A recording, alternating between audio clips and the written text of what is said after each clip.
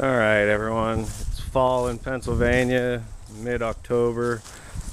Time to put the antifreeze in the camper.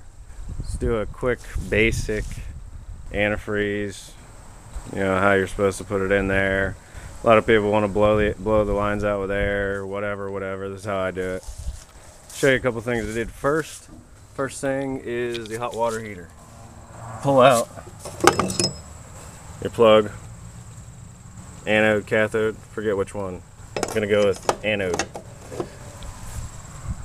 Clean that off. Then what I do with the hole is I stick an old rag in there and it acts as a wick. So it's gonna dry the tank out laying in the bottom. It's also gonna plug it. So once it's done wicking out, I'll just stuff it in there and plug it up for the winter. Alright. Then antifreeze. I use 6 or 7 gallons. The only reason is because my freshwater tank's a little bit bowed. And you just get whatever generic stuff.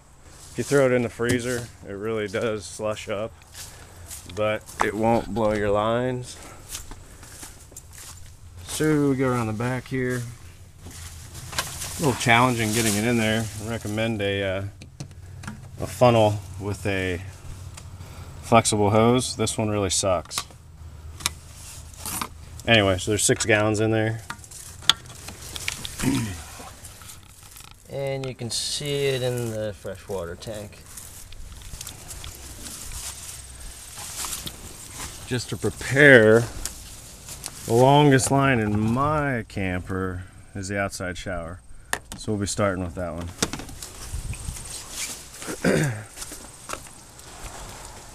Some other things out here that I do every year. Propane tanks. I unplug them. I don't know if you can see that.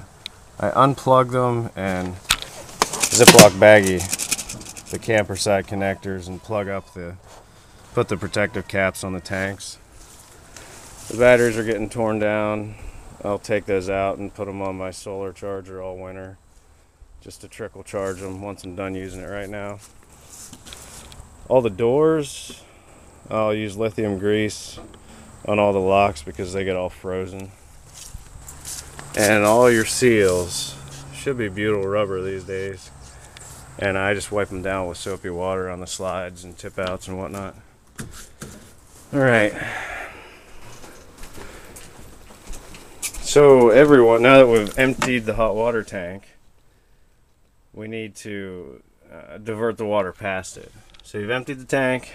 These are all pretty much the same. Cold comes in the bottom, hot comes out the top. You should have an H fitting like this. You want to close off the incoming. You want to close off the outgoing. And you want to open the valve in between.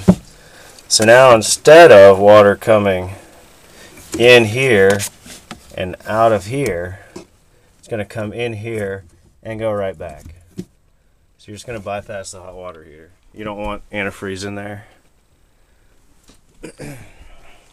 Now that we're open, we're going to turn on the pump.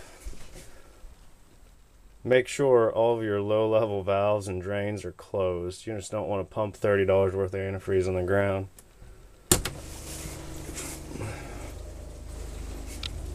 And we can hear it. Oh, there she's starting to come through, getting pink.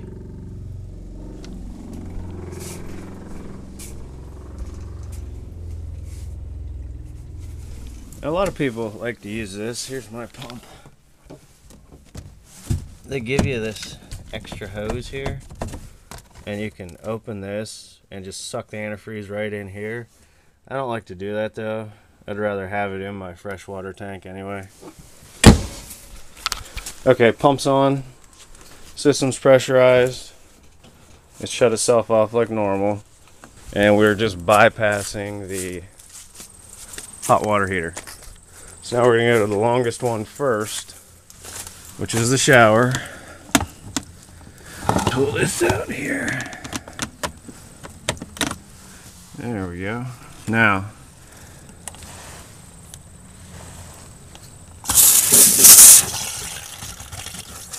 still coming out clear, of course. Get all the air out.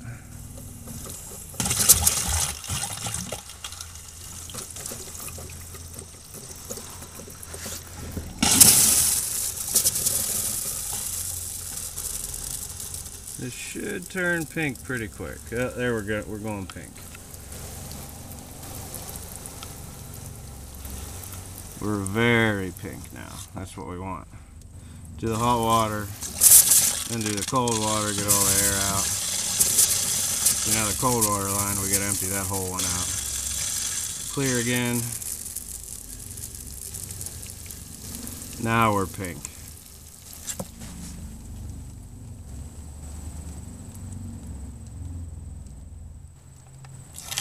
Do the hot just one more time. Okay, we're good.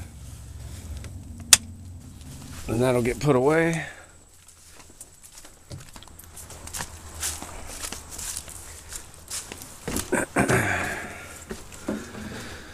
Alright, now the next longest one is the crapper.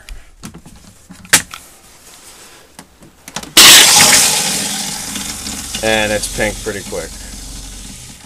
We are going to let quite a bit go into the black water tank.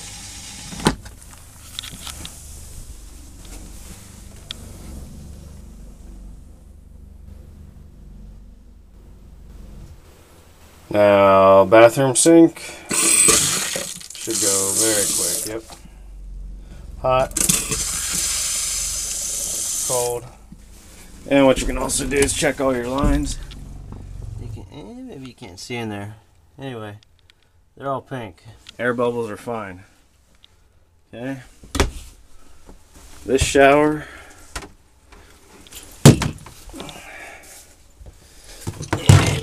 Down in there. There we go. Oops. This has a little water saver head on it.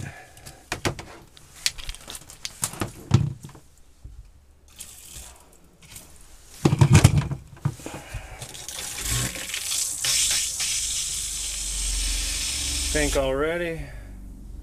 Hot. Cold. Get the air out. Pink. Okay, what you do want to do is at least put enough in here that you fill your S drain, the catch, because you've always got water sitting in there. You don't want it to freeze and break your drain. So we will let a little bit more run in there.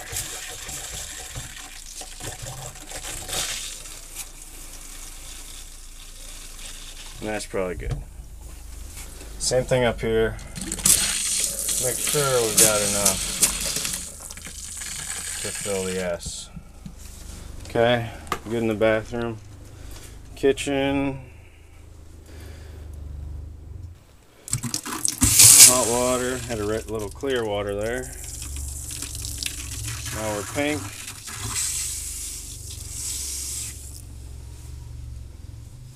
And what we're going to do is move this garbage, and since it's two sinks, we want to make sure that we get the catch full over here too. We'll just do that with the cold.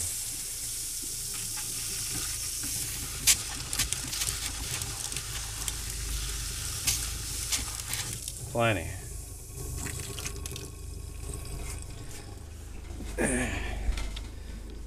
And you can check down here and make sure all these lines are pink. Alright. Other than that, we'll go ahead and this will all get cleaned out and dried, because it's anti-corrosion. However, if you leave it in there, it's going to make a mess of your sink. So you need to clean all that out.